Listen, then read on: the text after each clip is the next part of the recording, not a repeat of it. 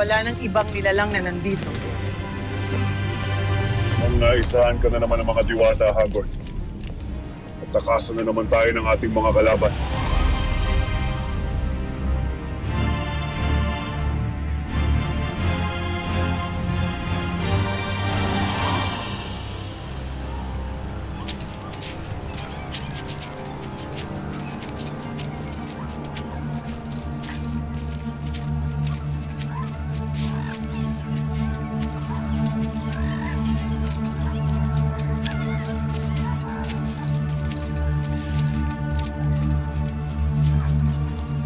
Pansamantalang dito muna tayo titigil. Safe ba dito, Ashti? Wala bang mga hator o mga zombie na kawalang makakadating dito? Walang susulpot na kaaway dito hanggat nasa Sapiro ang aking mga kapatid. Kaya gawin niyo ang mga kailangan niyong gawin. Huwag lamang kayong lalayo. Maghahanda kami ng makakain at painom. Tayo na. Samahan niyo akong magmanman sa paligid.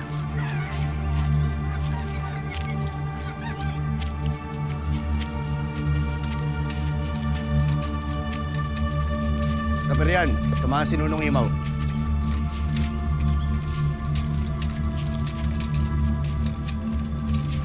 Rena, magbalik ka na sa Sapiro upang sabihin ay masama mo sila Amihan magtungo rito.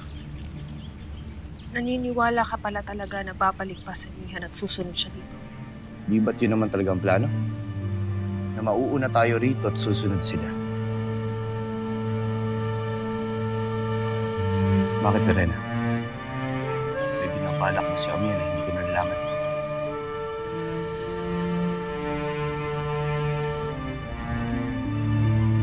Tutuloy nila ni Elena ang pakikipaglaban.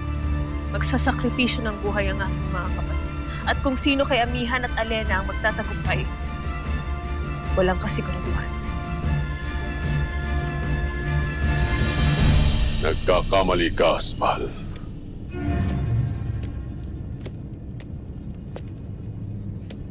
May naaamoy pa ako.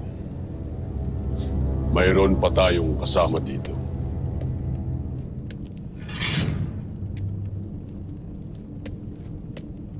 Tama si Hagorn.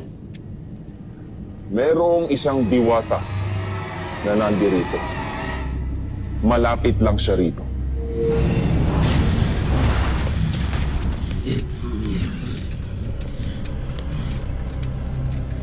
Abisala, Hagorn.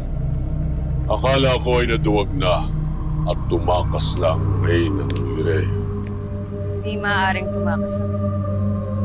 Sa halip, handa na akong pumaslang ng lahat ng mga kasama para sa Lireo. Amihan ay wala kang balak na ipagkaloob ang lahat ng aking hinihiling. Suktulan na ang aking pagtitiis. Tapusin na natin ang larong ito. Mga Hadezar, mga Hathor, ibigay ang kaparusahan kay Amihan, 10 ng kanyang kalahi.